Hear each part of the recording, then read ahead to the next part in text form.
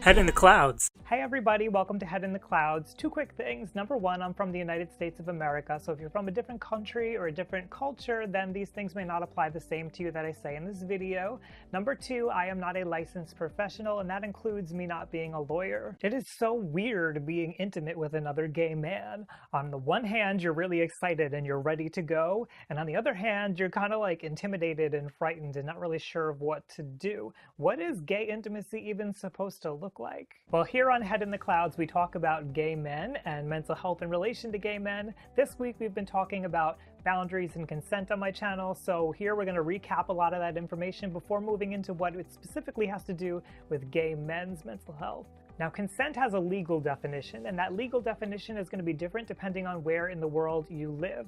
Here, we're just going to use a broader interpretation of what consent means to discuss how it relates to you and your mental health. Basically, consent is a way of affirming the things that you want, and a boundary is a way of saying, no, I don't want these things. It's all related to seeing each other as partners, as individuals, as people who can make their own decisions, who have their own emotional experience, who have their own lives. When it comes to consent, right off the bat, I want to say if somebody has done something to you without your consent, without you approving and saying, yes, I want to go ahead and continue to do this, especially if it's something that's been sexual, go and see an authority. Document it as soon as you can, write down the information, see an authority who can help you, and go and see a lawyer if you have difficulty sorting out exactly what happened and what you have the ability to pursue legally. Okay, 9:15, I just left the bar. I was cornered in the parking lot by the owner, and I'm writing down where he touched me, and I just called the cops. They're on their way. As I said, giving consent is letting somebody know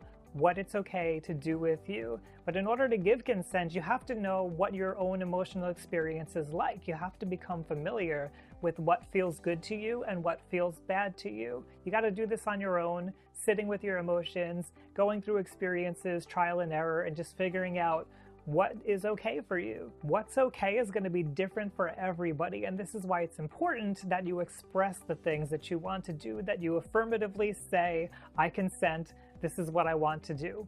No, I don't think I want to do that tonight. I have something else in mind. When giving consent, you have to communicate in a way that your partner can hear. Remember that people who have physical or mental disabilities or impairments are going to have a harder time picking up on the things that you're telling them, whether that be non-verbally through body language or even saying it out loud. People interpret things differently, especially if we come from different cultures. Different cultures have different ways of talking about things. Because it can be really easy to accidentally misinterpret a cue that somebody is sending to us, it's best to be verbal when possible and be direct, especially be direct with what is okay and what is not okay for you. Now, on the flip side of this, you also always have to be looking to see if your partner is feeling comfortable and what cues are they sending your way. In general, a good thing to look out for is if somebody is tensing up. If their muscles are tightening, if they're closing down, getting into like a defensive posture, it probably means that they're uncomfortable. Now, that doesn't mean that you have to stop everything, but you should slow down and you should ask them how they're feeling. It's normal to feel nervous during intimate, close relationships with people, so just see how they're doing. See if that's okay. Sometimes it's okay to proceed when we're tensed up. Just make sure that they're giving you consent to continue. Now, we may get ourselves into trouble when somebody says something like that they're not feeling comfortable. So we might think, well, okay, they're not feeling comfortable. All I have to do is make them comfortable and then we can keep going. And that's a nice thing to think for somebody, to think like, okay, it's my responsibility to make you feel good. That's great. That's showing some compassion for the person. But just because you've gotten them what you think is going to make them comfortable, that doesn't mean that things are going to continue, and it doesn't mean that they have to continue because you've done that. Generally, what you want to do then, again, is slow things down.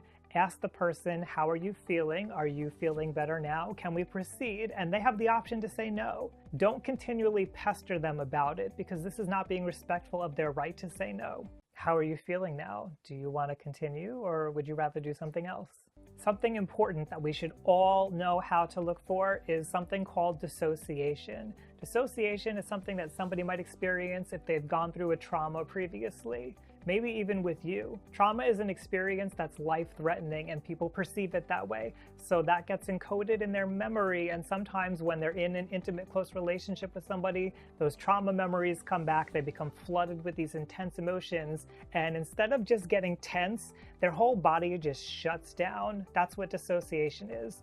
And this can look a little bit different for everybody. Some people may just have a hard time voicing themselves. They may start to mumble, or they may not be able to say anything at all. A lot of people, they start to go limp, their muscles kind of like relax, and you may see this as a sign as being comfortable, but it's not actually comfortable. So again, this would be a place to check in. They may start to seem like they're not all there, and like their eyes are glazing over, and they might appear almost like a zombie or something. Somebody like this is not somebody who can consent to proceeding further. Even if they do say yes, they're not really fully present in their body to know what they're feeling inside. So even though they're saying yes, they haven't had the context to know what is okay and what's not okay for them. So if you notice these signs, stop everything and make sure that you get that person feeling comfortable. Give it time before you even consider proceeding. Now we start getting into why this is relevant to gay men.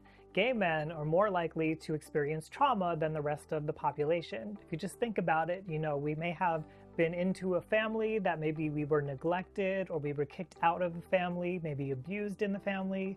We may have been bullied in school. We may have been bullied out in public or assaulted, sexually harassed. I'm sure you can either relate personally or you know somebody who has been through this. Here's the thing about trauma. Trauma is experienced as life-threatening, and especially when it comes from some form of violence where somebody's physically touching your skin, in a harsh way. When you get into an intimate relationship with somebody, you're also touching skin, you're getting close to each other, and that's bringing up those memories of things that happened in the past. So now you feel threatened by being close to somebody. Things get mixed up in your brain. And this can lead people to do different things. It might make you avoid intimacy, you may back off, you may feel uncomfortable voicing yourself, or you may become somebody who's overly aggressive, who feels like they need to always control the situation so that it doesn't feel so life-threatening. If you're not voicing yourself and you're not consenting, then you can wind up putting yourself in a position where you're experiencing all that trauma again. Why does it scare me when Felix kisses me? I think it reminds me of that guy from the club. Remember, on the flip side of this, some people, they don't get passive, they don't withdraw, they go in full force, they get aggressive, they become feeling entitled, like it doesn't matter what the other person's feeling anymore, I just need to be satisfied because I need to be safe and I need to be in control. The big and obvious problem with that is that you could wind up traumatizing your partner by overstepping their boundaries and putting their life in danger, or at least in perceived danger. These are both deep problems, and sometimes they come from something called an attachment trauma, where it happens in childhood with the way that we relate to our parents. Basically, what you need to know is that if you're experiencing trauma, you'll want to go in and see a therapist. It's gonna take a while to work out, and it's not something that's easy to work out on your own. I know this from personal experience, and unfortunately, if you don't deal with it, it's probably going to continue showing up each time that you get into any kind of intimate relationship or encounter with somebody. Another big problem that we have in the gay community is that we don't really have a great model for what intimacy is supposed to look like between gay men. We don't get education in school about this. We don't see that much in the media, although that's starting to change. So what do most of us do? We turn to porn. Porn becomes our model for what an intimate encounter with another gay man is supposed to look like. But porn is not real life. In porn, the performers have been prepping to do the things that you're seeing on the screen, and a lot of it has been edited out. You're missing a lot of the way that people get into positions and the way that they do the things that they're doing. You're missing all the weird and interesting stuff that happens in between. Now, intimacy doesn't have to mean sex, let's be clear about that. But if you're going to have sex, it shouldn't just be slamming body parts together aggressively. A big problem that I see with porn is that we actually see rape depicted in porn. Rape is actually seen as something desirable in porn, it's normalized, and sometimes it's even trivialized where one partner is switching out for another partner behind that person's back. It's not funny. We see these fantasies of men restraining each other, telling each other what to do, punishing, aggressively dominating and degrading other men. This is not healthy intimacy. Yes, it's true that the performers have, hopefully, consented, and it's okay if we want to explore these weird parts of our sexuality. In truth, we may use these fantasies as a way of trying to recreate and then control past traumas that we've experienced. It's a way that our brain tries to minimize the threat. But these situations are not consensual and outside of pornography. In fact, they're probably illegal. Intimacy should not be modeled after traumatic experiences. We also have this dynamic with these social roles that gay men put themselves into of the masculine, aggressive top and the passive, feminine bottom. What this does is it sets us up for an attitude that the person who's in the masculine role is supposed to dominate and take control and do whatever they want with the person that's in the feminine role. Putting ourselves into these categories prevents us from seeing the other person as another human being. It's actually a barrier to us having intimacy. It discourages us from asking about the emotional experience of the person that we're with, and it stops us from having healthy consent. On a related note, we may actually fear some acts that are traditionally known as feminine, something like kissing, cuddling, caressing, playing with hair. These are all normal parts of being intimate with somebody, but we have to be mindful that within this community, some of those things might appear threatening. So we still have to ask for the other person's consent if they seem like they're uncomfortable around any of this. Now let's talk about grabby hands. We've all been in a gay space like a bar or a club where somebody has touched us inappropriately. Am I wearing too much clothing? Did he just touch me? This is not okay.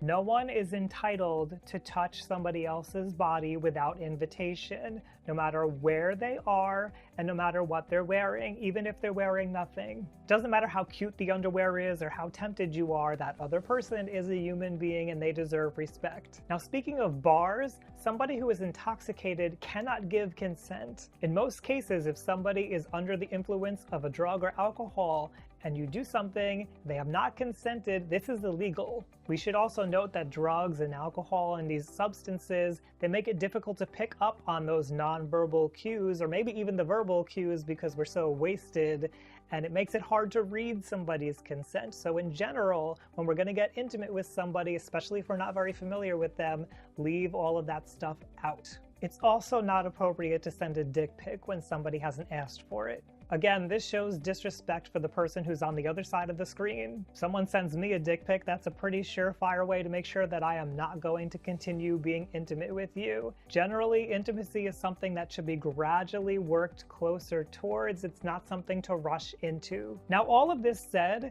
it is normal to sometimes cross boundaries accidentally while we're intimate with somebody. It can be normal to get a little bit aggressive. That's just a part of healthy sexuality. But it becomes a problem when it becomes a pattern. Once you've got a pattern of this behavior, now it's become emotionally abusive, and again, depending on what you're doing, you could be breaking the law. On the other side of this, if you know your limits, if you've not given consent, remember you always have the opportunity to walk away. Whoa, so much to think about when it comes to gay men and intimacy and consent. It's confusing, it can be scary. Sometimes you just want to give up and forget about all of it. I get it. But here's the thing. You deserve to have healthy, intimate relationships with other gay men. There's a lot of wonderful things that you can experience with another gay man. Consent is a tool that allows you to do that. I couldn't cover everything here, so if you want to learn more about consent, please see another video that I did about consent in relationships between two partners. Getting a little bit away from consent, if you're just somebody who has trouble with boundaries and self-esteem, I have some free worksheets over on my Patreon page. Head over there and check that out. Patreon is a place where you can support people like me in doing things that they love. Doing a video like this takes a lot of time, a lot of energy, so if you want to support me like my other patrons have done, thank you to those of you who are out there. You're supporting me to humanize mental health. I also support other creators on Patreon because I know how much work goes into doing things like this. If you're into mental health, you want to learn more about it, why not go over to youtube.com/RyanLiberty, hit subscribe, and hit the bell if you want to get notified every time I do a video. And now let's hear from you. What are you confused about when it comes to all of this stuff? Let's hear it down in the comments below. We can discuss it. We can work it out together. Just remember, please, to be respectful. Thank you, everybody, for joining me here on Head in the Clouds.